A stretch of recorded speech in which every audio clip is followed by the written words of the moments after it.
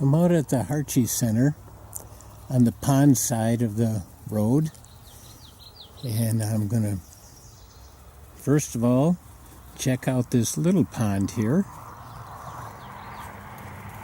which was formed by one of the floods a couple of years ago, so it's relatively new. But it's an interesting one here. Lots of dragonflies and damselflies. Some nice water plants. Looks like maybe pickerelweed down there and arrowhead. Both. Cattails. Stinging nettles around here. I think it's angelica over there. I think that's what that is. Way over in the back there. Not getting a good view of it here. First scoop with my net, we got this little green frog, and we can tell that it's pretty new because he still has a little bit of tail left from the tadpole stage, and we're going to let him go right away back into the water. Cute little guy though. They're the ones that go the green frogs. This is just a little one. The red-winged blackbirds around here are really hassling me, and I think I have found the reason why. A little baby here. Can you hear him in the background saying, "Get out of here, Gary"? I will go way around this guy so as not to disturb him. What a little fuzzy top.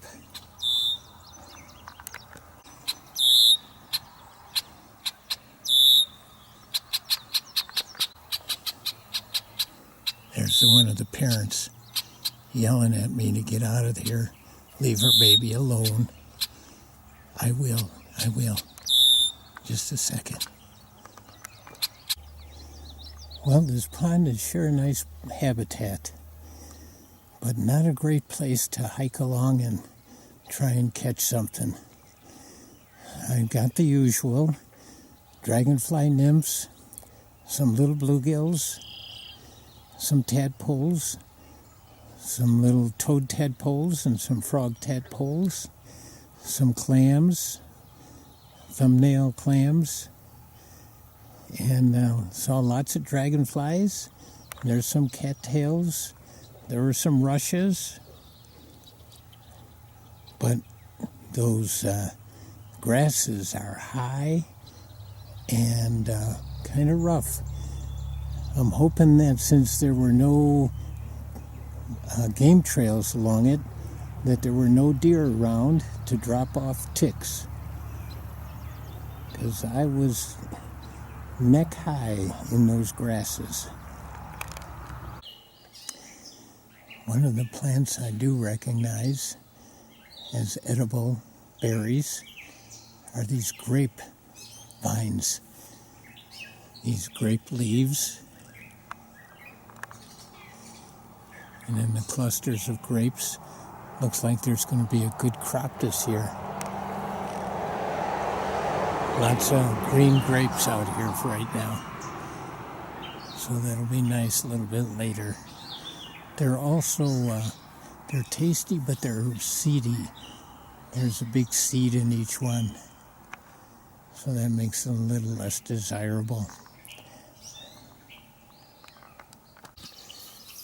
I'm now at White Mound County Park, and there is a beautiful lake here, but we're stopping in this field first. White Mound is a man-made lake.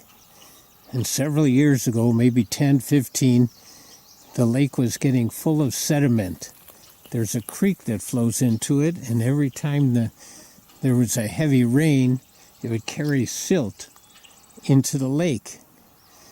And it was making it shallow and full of silt and overgrown with weeds.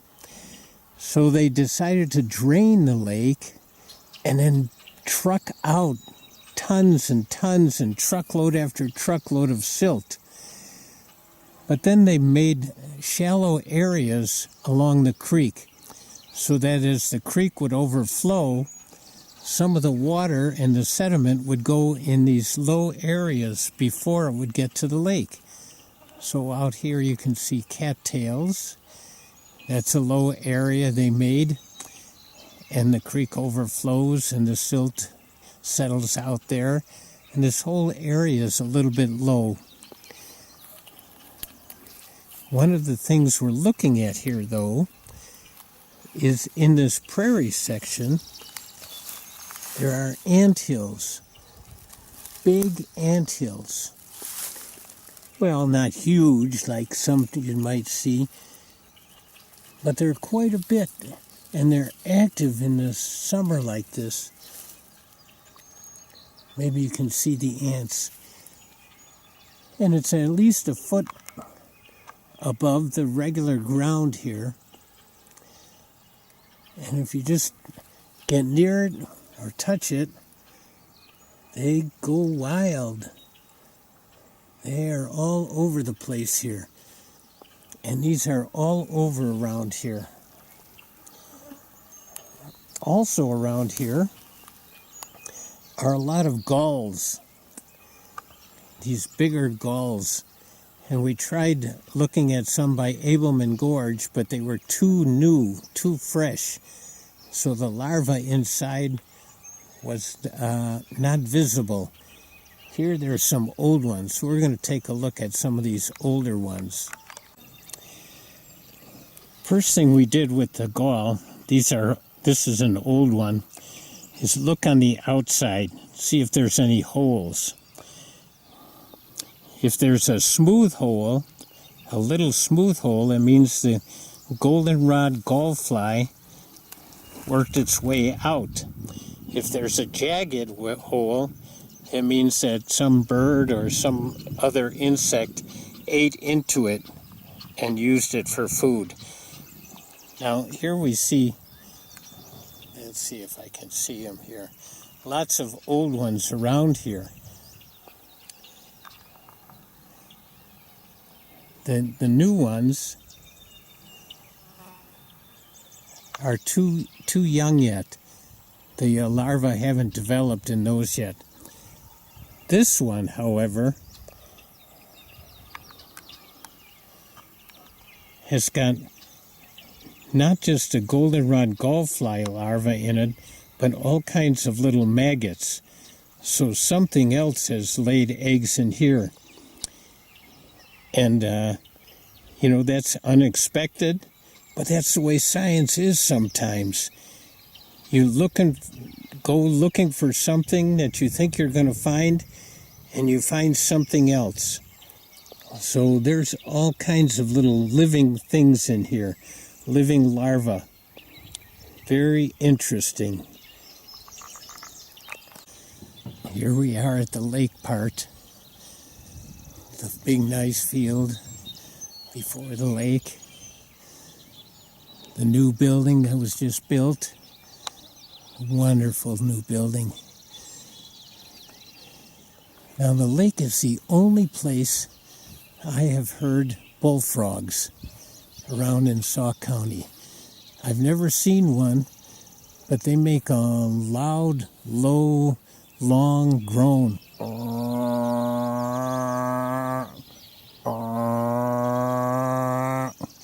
Something like that.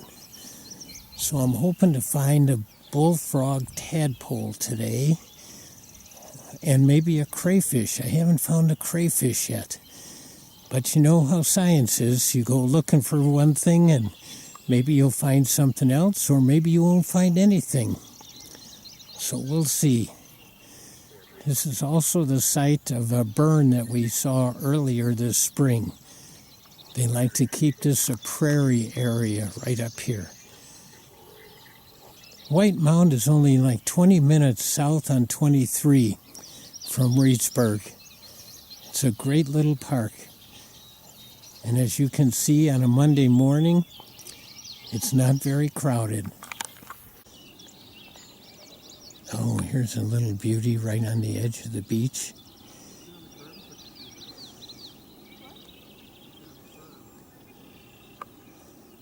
What a bright, pleasant-looking bird.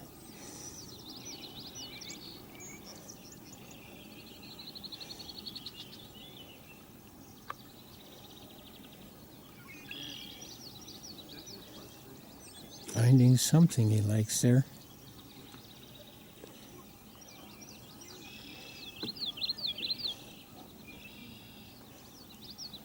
What a beauty.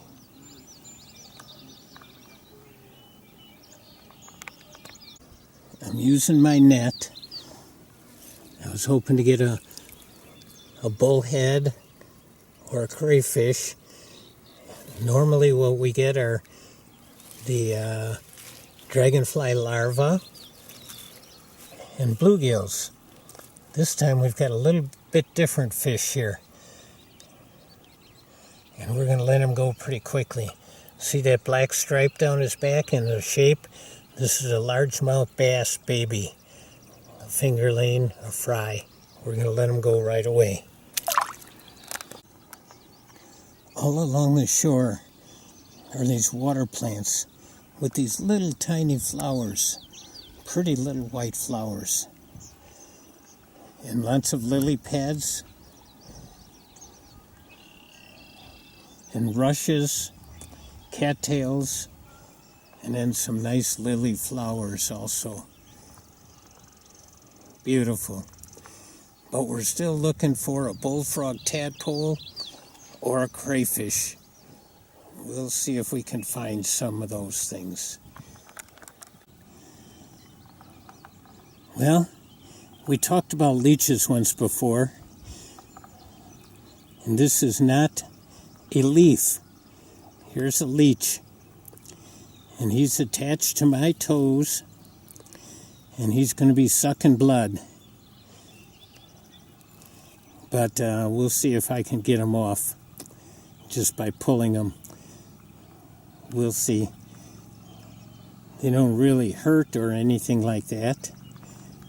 They just attach and suck blood, and as I mentioned once before, sometimes they're used for medicinal things to suck blood out of bruises and maybe clots, maybe other reasons too. Here's a fish nest and the fish in it. Oh, he just swam away. He sees us and swims away. There's a lot of fish nests around here yet. He's back in the middle of it again now.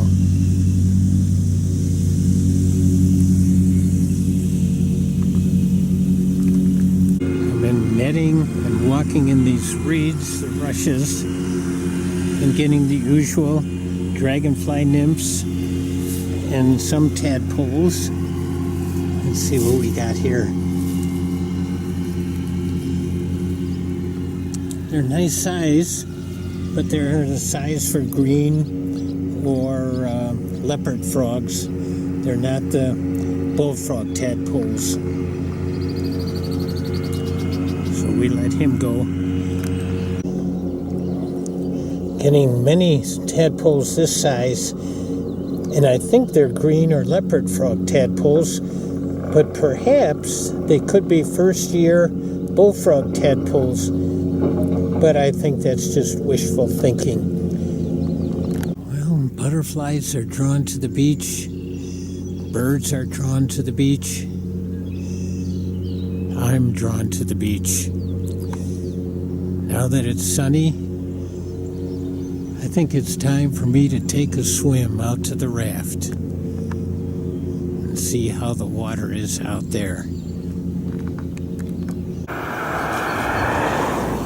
Thinking that's an eagle. Maybe a young one. There's an eagle's nest in that tree. Every year they come back, lay their eggs around January and February.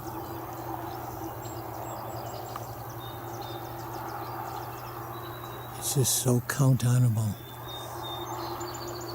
It's always a great sight here when the bird is out.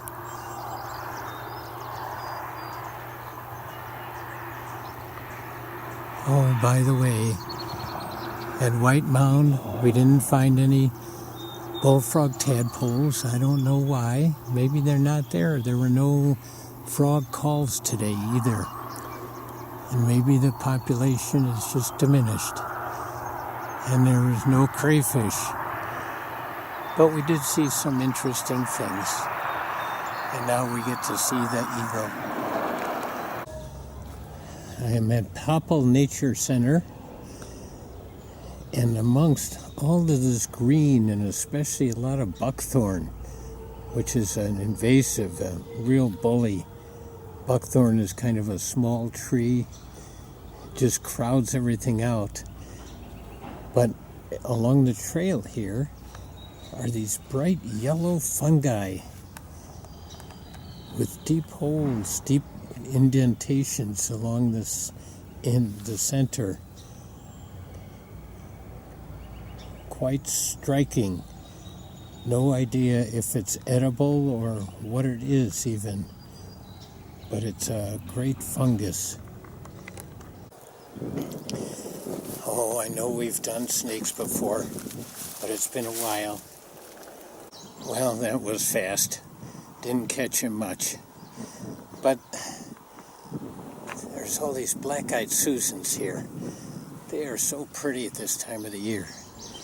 And they're all over here. This is our prairie section.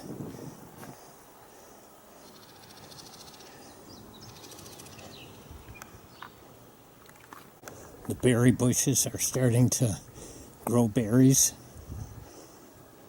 And they're getting red. So I don't know if these are blackcaps that are just in the red stage, or if they're going to be raspberries. I think they're blackcaps. And blackcaps are red when they're green, is the old expression, which means they're not ripe when they're red. It's 91 degrees today. I'm on Half Moon Lagoon by Webb Park, right inside Reedsburg. Gonna just travel through it today. At least that's the plan. Maybe get on Hay Creek and then into the Baraboo River. Haven't done that yet this year. So I'm hoping maybe there'll be something interesting, something new out there. And maybe in here today too. Good day for snakes to be sunning themselves on logs, turtles on logs, and who knows what else. Maybe some interesting birds. Half Moon Lagoon, though, is always an interesting place to start out. Earlier in June and May, these logs were full of turtles, sunning themselves, getting warm. There are no turtles on them today. And I'm thinking it's 91 degrees. And these turtles have black shells. They would probably be cooking out here in this heat. So I wonder what the temperature is when they decide not to come out and do sunning. This is an interesting observation now.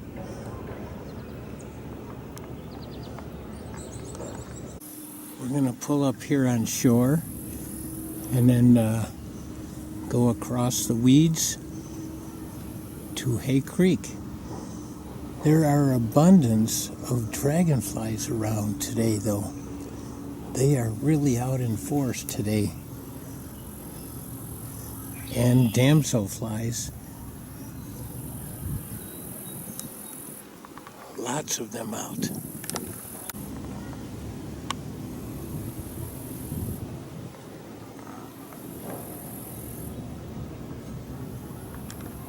This is the pipe that drains from Half Moon Lagoon into this little stream that goes into Hay Creek. And it looks pretty shallow, but I'm hoping it'll float the kayak. And right across from here, looks like frog eggs.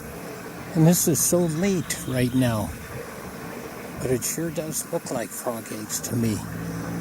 Maybe this year it's been unusual And so frogs and toads are laying eggs at different times. You know, like I say, when you go to the same place, expect the same things, but there's always a chance of something new and interesting. The weeds here are very thick, and lots of dragonflies again. Well, this is definitely the stream less traveled. I've never seen anybody on this stream before. Lots of weeds, lots of dragonflies. And we'll see what else we can find here. Lots of bird sounds. The little stream has come into Hay Creek now. And we can see alongside here, some of the vegetation is kind of grayed. That means it's been underwater when we have the high waters, the heavy rains. This floods pretty easily in here.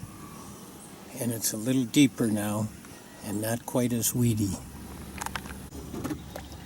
I know that people canoe and kayak on the Baraboo, but I don't think I've ever seen them canoeing or kayaking on Hay Creek here. So this is kind of a real adventure. And we're going under the bridge here in the park. And this bridge was such a wonderful construction here by the park district. The bridges in the past kept getting washed out, and it looks like they used a trailer from a truck to make this one. And it's been holding up great. And the water still is high, otherwise we'd see a little rapids here, which is always kind of neat to listen to and watch. But we'll take the deep water right now. We're coming to the end of Hay Creek, and it's getting us into the Baraboo River. There's a definite line of color change here. Hay Creek is a little bit clearer. Baraboo River is a little browner, a little more mud. The current is much stronger. Oh, dead bluegill. And here we are on the Baraboo. All right, current's taking us. On our right here is the Popple Nature Center. We're just in the river. And the Popple Nature Center goes along the river here.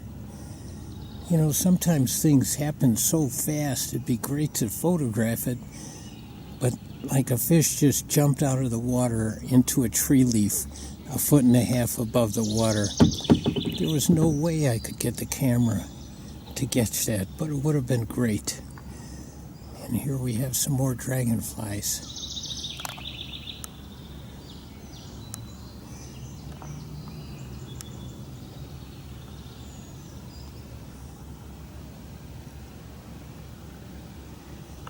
Oh, what beauties, huh?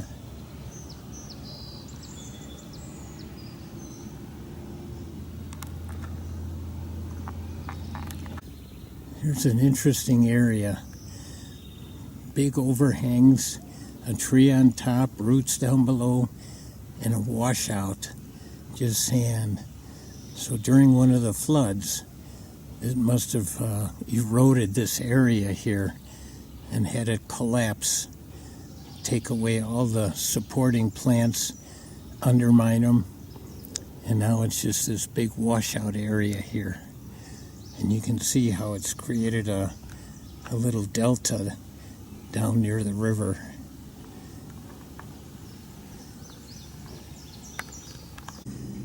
Paddling this whole time, I haven't seen a house, a field, a farm, nothing along here. It's like we're out in the wilderness on the Baraboo River. It's not the clearest, it's not the strongest, but it is our Baraboo River. Comes right through Reedsburg, and it is famous for the 135 miles of recycled, free-flowing water. So it's a remarkable river. And it's beautiful along here. Even though the banks are muddy, the water is muddy, It's a river and it's flowing. We have come to what I like to call the Mystery Bridge. I haven't talked to anyone who knows the history of this bridge. It's obviously very old. The roadbed is gone, but the structure is still here. And it's ways away from Webb Park. And where does it go? Where does it come from? If anybody knows, I would like to know a little bit about the history of this. So you can email me at soak, S-O-A-C, Gary, G-A-R-Y, at gmail.com. I really would like to know what's going on with this bridge. I'm guessing there's some great history involved with this bridge. Horse and buggies may be going across it. People on horses may be going across it. 1920 and 30s cars crossing it. Oh, that would be great to know about it. Cutting off into a narrow little stream that comes in here. There is a house in the back there. We're going to see where this goes.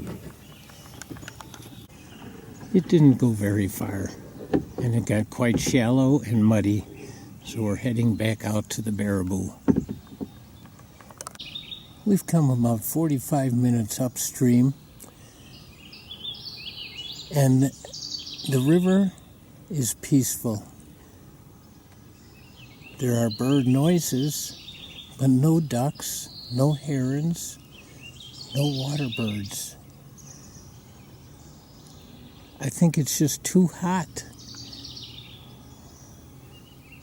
Lots of tall grasses along the edge.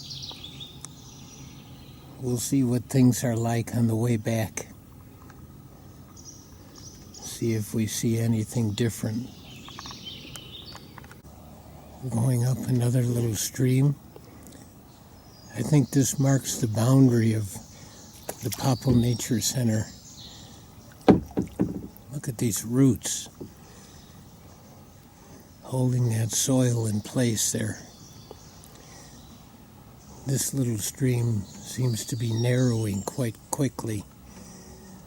Steep banks here.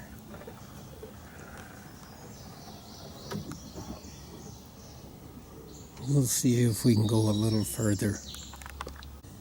Went as far as we could go here, which was not very far. There was a deer at the very end and saw us and made out this real loud snort. Something like that. Not quite like that. It was a noise I hadn't heard a deer make before, though. But he was not happy with us. Whoops, there he was again. Coming back into Hay Creek and the bridge. We're turning into the little creek that goes to the culvert out of the pond. So again, there were lots of little minnows in here, right at this section. Oh, there's some there now. The water's not real clear here, but you can see them. Come to the culvert here. Right in front of the culvert. This guy waiting, just looking.